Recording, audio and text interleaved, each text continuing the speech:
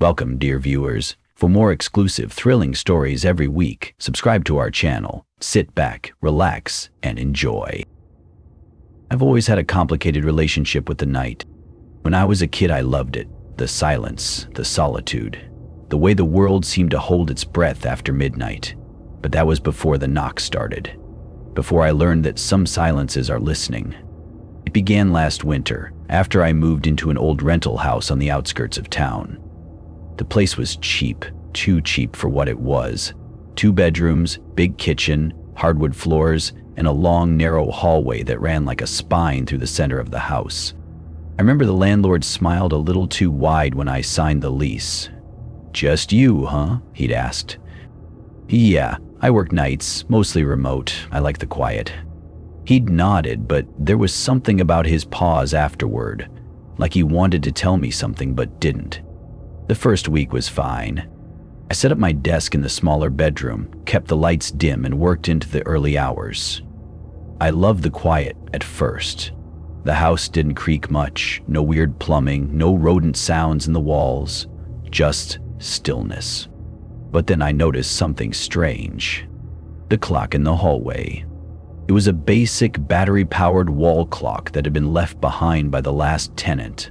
At least that's what I assumed. I found it already hanging when I moved in. Nothing special about it. Plain black frame, white face, ticking secondhand. Except it always stopped at the same time. 3:17 a.m. every night. It would tick normally all day, but when I stayed up past 3, I noticed it would freeze at exactly 3:17. I replaced the battery. Twice. Even tried hanging a different clock in its place.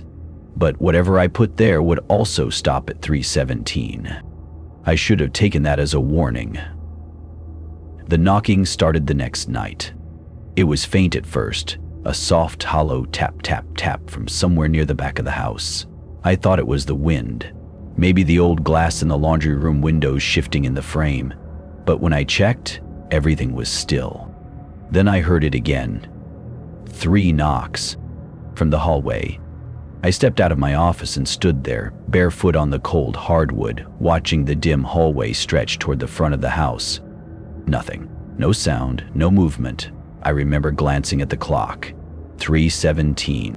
It stayed like that for 5 full minutes before ticking forward again, as if something had been holding it in place. The next night, it happened again. 3 knocks. I tried to ignore it, put on headphones, cranked up some ambient music to drown out the sound. Didn't work. Because it wasn't just noise, it was pressure, like something was waiting, like I wasn't alone. I started sleeping with the lights on. By the end of the second week, I stopped working at night altogether.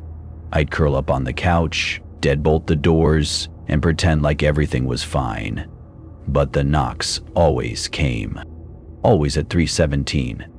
It wasn't just the hallway anymore. Sometimes it was the front door. Sometimes the walls of my bedroom. One night, I swear it came from underneath my bed. 3 knocks, always 3. I called the landlord. He sounded tired, too tired. "Yeah," he muttered. "You're not the first. Place was empty for almost 2 years before you. Most folks don't make it past the first month." "Make it past?" I repeated.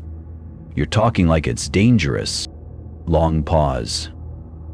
"I'm saying you should probably keep a journal," he said. "Write down what happens, just in case." "In case of what?" "In case it gets worse." He hung up.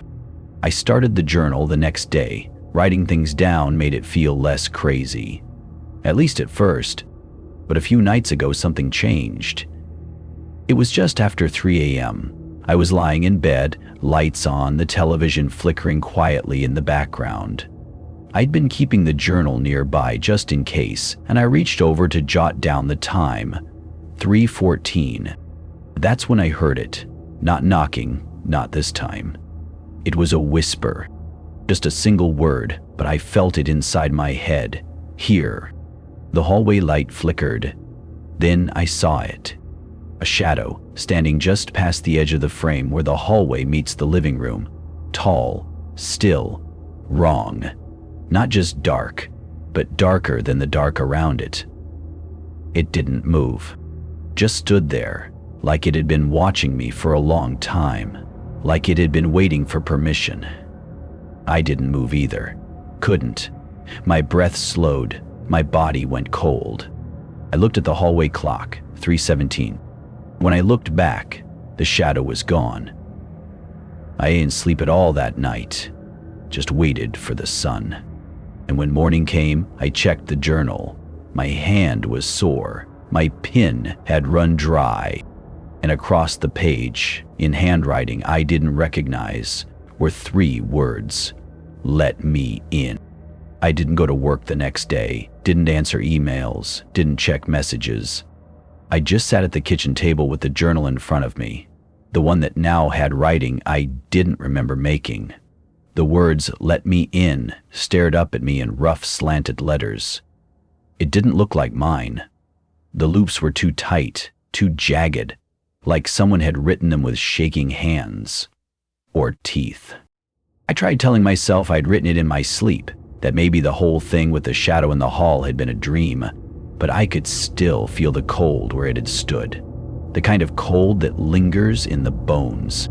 I taped the hallway clock over with a towel. I couldn't bear to look at it, but that didn't stop time from moving. That night, something else changed.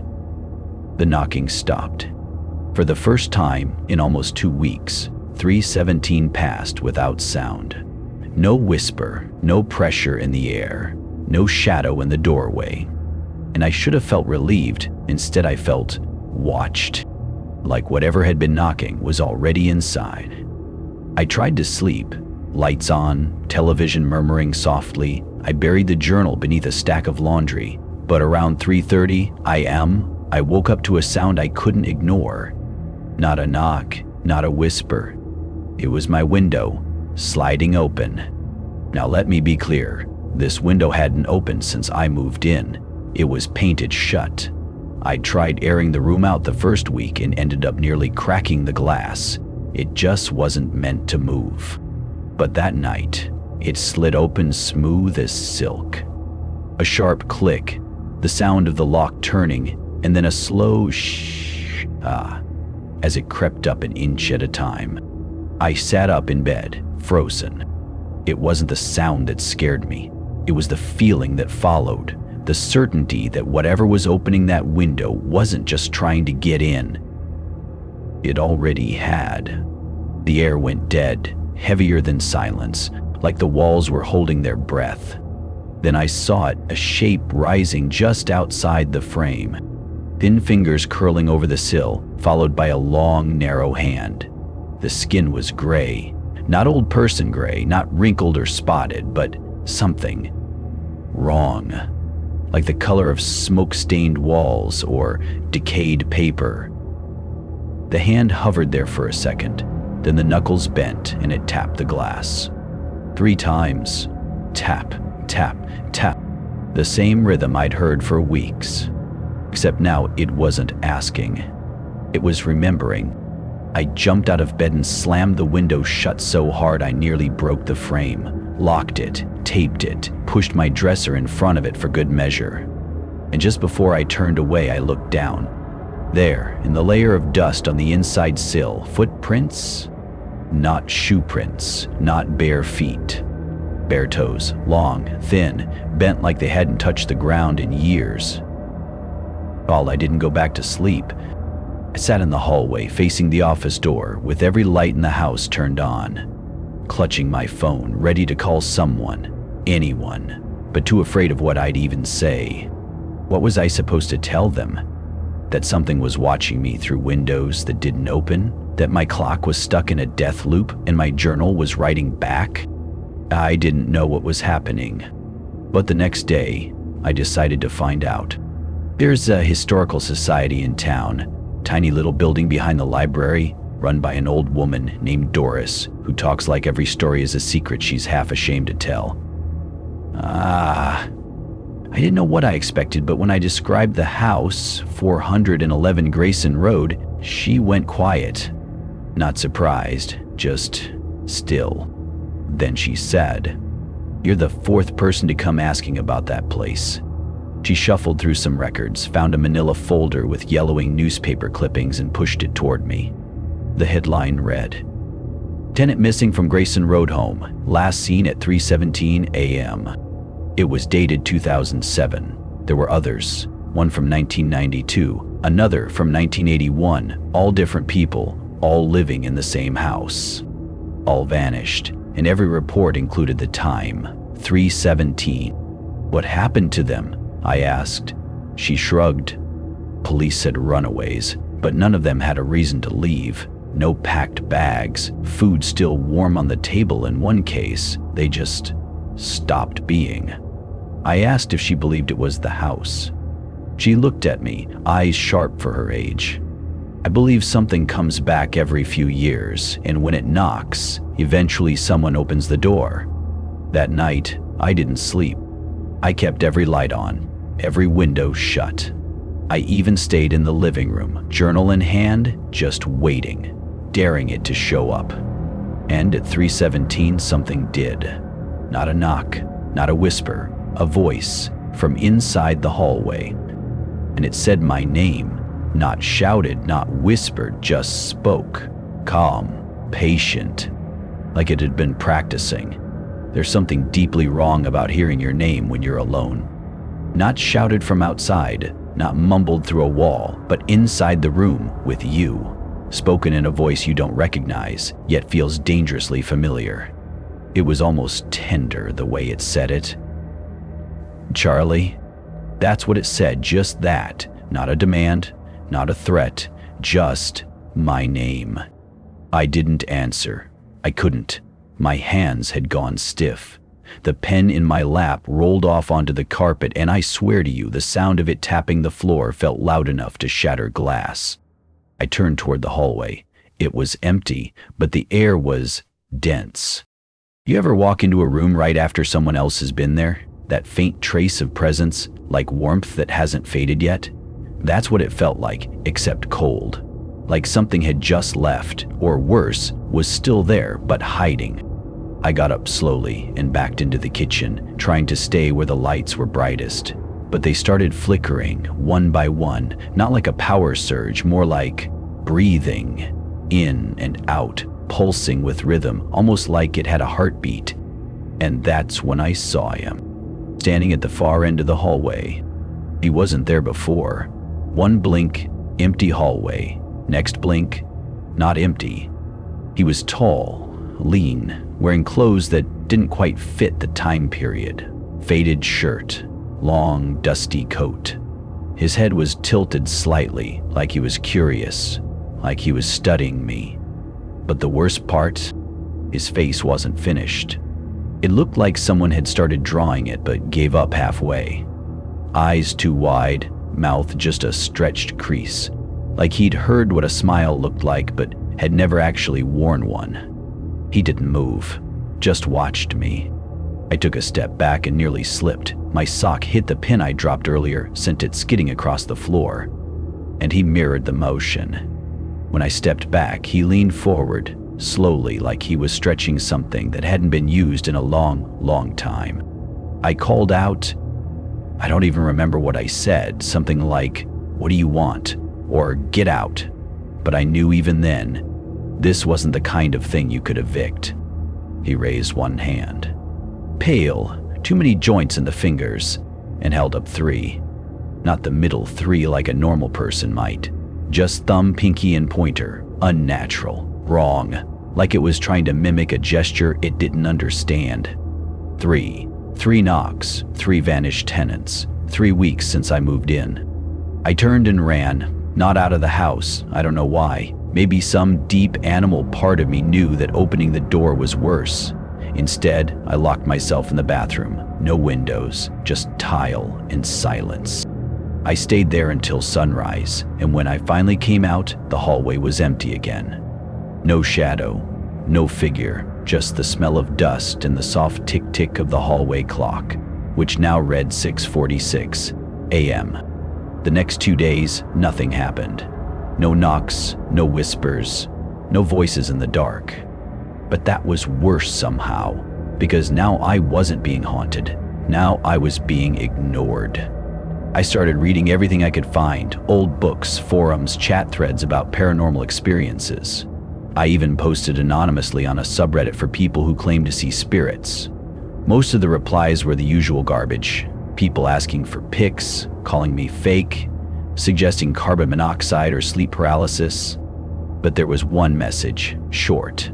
No username, no flair.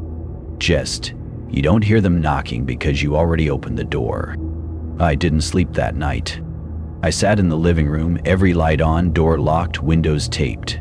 I kept the hallway clock in my lap. I was going to watch it stop. I was going to catch whatever was doing this.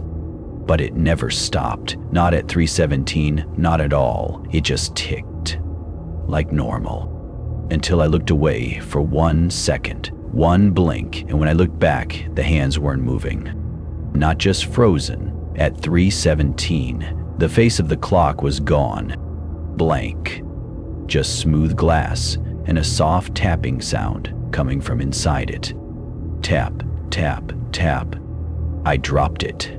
The glass shattered across the floor, and nestled among the shards was something small and yellowed. A single human tooth. After I found the tooth, something in me snapped. It wasn't fear anymore. Not exactly.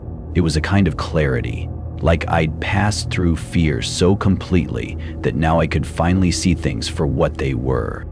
This house, my house, wasn't haunted. It was holding something. Something older than any tenant, older than the walls, and I think it liked me. I didn't go to work, didn't check my phone, I barely ate. Instead, I wandered from room to room, pressing my ear to the walls, listening, and at first there was nothing. Then, on the third night, I heard it. Breathing. Not the kind you can explain away, not pipes or settling wood. This was slow, rhythmic, deliberate, as if something massive was sleeping just on the other side of the drywall. I tried to follow it, traced it from the living room to the hallway, and finally to the tiny linen closet beside the bathroom. The door was barely waist high, wedged shut, probably painted over 100 times. I'd never bothered with it before, but now it felt like the center of everything. I chipped away the paint, unscrewed the rusted knob. When I finally got it open, the inside was empty. At first. Then I saw it. Not a floor exactly, but a gap. A dark chute leading downward behind the walls. There shouldn't have been any crawl space. The house didn't even have a basement. But the hole was real. I could feel cold air drifting up, sharp and stale like untouched stone. There were handholds carved into the sides, faint, worn smooth like someone had used them over and over. And when I reached in with my phone light, the beam caught something scrawled on the wall just inside. "Tell them I'm still here." It was written in nail scratches. I didn't go down that night. I wanted to. God, I almost did. But something stopped me. And when I stepped back, when I turned away from that little black mouth in the wall, the air in the room shifted, and behind me, a voice whispered, "Don't close it." My blood turned to ice. It came from inside the closet. Not angry, not pleading, just resigned, like it knew I'd heard it before, like it had been saying the same thing for years, and I was just the first to listen. I didn't sleep. Instead, I read every single word in that manila folder Doris had given me. There were more than I remembered. Handwritten notes, margins full of scribbles, bits of interviews, all tied to the house. One stood out.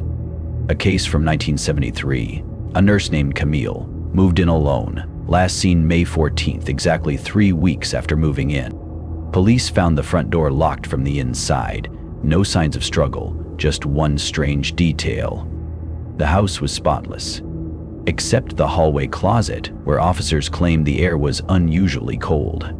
Camille had written in her journal just 2 days before disappearing, "Something is behind the walls. I think it needs me to remember it. Every time I sleep, I dream of stairs that go down forever." I dropped the folder. I didn't need more proof. The next night, I went back to the linen closet with a flashlight and gloves. I was going in. It's hard to explain what it felt like.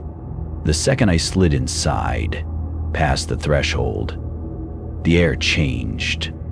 Warmer somehow. Wetter. Like being swallowed. The handholds led down further than they should have. I counted 37 before I stopped.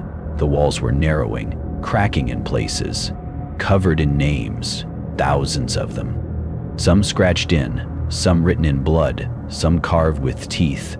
And then I hit bottom. It opened into a small chamber, no wider than a bedroom. Dirt floor, stone walls, and in the center, half buried in soil, was a chair. An old one, wooden, splintering, straps on the arms, and something sitting in it. I thought it was a mannequin at first, but mannequins don't breathe. It was a man, or what used to be one, skin pulled tight like wax, mouth open in a silent scream. His eyes were sewn shut with wire. And surrounding the chair, arranged like an audience, were mirrors. Every single one facing him. Dozens of them. Cracked, some splintered, others intact, but all of them showing different things. Not just reflections of the room, but scenes. A woman pacing in a nightgown. A child curled in a corner. A man crying into his hands. Tenants, old ones, all the ones who'd gone missing, still there, trapped inside those reflections, looping forever. I moved closer to one mirror, the glass cold as ice, and as I peered in, I saw myself. But not quite. It was me, yes, but my eyes were sewn shut, my mouth open, screaming. And behind me stood the man from the hallway, watching, patient, waiting. I ran. Didn't stop until I was out of the crawl space, out of the linen closet, slamming the door behind me. The breathing was louder now, coming from all directions. The lights in the house were flickering again, but this time, red. And on every mirror, window, screen, I saw him, not reflected, staring out. I left the house the next morning, packed only what I could carry, and walked straight into town like I'd just stepped out of a war zone. My neighbors avoided eye contact. I must have looked feral. Bloodshot eyes, trembling hands, dirt-stained jeans. But no one asked. No one ever asks, do they? I stayed with a friend for a few nights, told him it was plumbing issues. He nodded like he believed me. He didn't. But he also didn't ask me to explain. That was the part that stuck with me.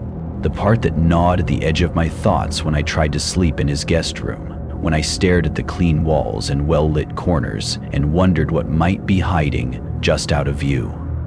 He knew something. They all did. The neighborhood, Doris, the landlady before her, they all played their parts like well-rehearsed actors, waiting for the next tenant to take the stage. So, on the fourth night away, I went back. I know what you're thinking, but it wasn't about bravery or closure. It was about confirmation. I needed to know if I was insane or if I had really touched something beyond comprehension. When I arrived, the house was exactly as I left it. Lights still off, closet door still sealed shut, except the hallway clock was back on the wall, ticking softly. It read 3:17 a.m. again. I turned, slowly, and caught sight of something I'd missed before. A mirror just inside the living room, one I didn't own, gilded frame, antique, standing where my bookshelf used to be. And in it, not me, her, the nurse, Camille. Still pacing, still whispering to someone who wasn't there. I reached out to touch the glass, and she stopped mid-step, turned. Her eyes met mine. Then she spoke, without sound, mouthing words I knew in my bones. "He's almost done with you." The light bulb above me popped, showering the floor with shards. Behind me, a breath. So close I felt it in my hair. I ran for the door, yanked it open, But instead of the front porch, I saw stairs, spiraling downward. No walls, no banister, just black wood and endless dark. I stepped back and slammed the door shut, heart hammering in my throat. Then turned around to find mirrors. Dozens of them. Every surface now held a reflection that wasn't mine. People screaming, pleading, some whispering directly to the glass, some simply staring. A child with no eyes. A man with stitches across his throat. A woman curled in a fetal position, repeating, "Wake up, wake up, wake up," over and over. I backed into the center of the room, surrounded. And in every mirror, simultaneously, he appeared. The man in the coat, that unfinished face, that warped smile. But this time, he didn't stay still. He moved. Inside the glass, he walked from one mirror to another, passing between them like stepping through doors, each version of him glitching slightly, jerking like a puppet on two short strings. Then he was behind me, not in the mirrors, in the room, breathing. I couldn't move. I couldn't scream. He reached out, not fast, not violent, just slow, deliberate, curious, and placed one cold, elongated finger on my forehead, and whispered, "Now you remember." I woke up in the backyard, alone. No mirrors, no red lights, just early morning haze and the distant sound of birdsong. But I wasn't the same. The house stood silent behind me, doors closed, windows dark. The linen closet was gone, not sealed, just gone, like it had never been there. And I couldn't look in mirrors anymore, because now, every time I do, I see someone else standing behind me. Sometimes it's the nurse, sometimes it's the child, sometimes it's him. And worst of all, sometimes it's me, but not the me I am now. The me I would have become if I'd stayed in that chair, in that room below, forever a part of the story that house keeps telling. A living memory trapped in glass. They say spirits can attach themselves to people, that places like that don't let go, they just linger. So I wonder, when you're alone in your house tonight, and you catch a glimpse of your reflection moving just a second too late, will you still be sure it's you? Or will you wonder, what if something's looking out, and it's waiting for you to look back? That wraps up tonight's pasta. If your lights flicker, don't blame the wiring until the next shadow creeps in. If you haven't subscribed yet, please do. It helps more than you know. And if you liked the story, don't forget to hit the like button. In the comments below, share your own horror experience. I'll be reading after midnight. Good night. See you again tomorrow.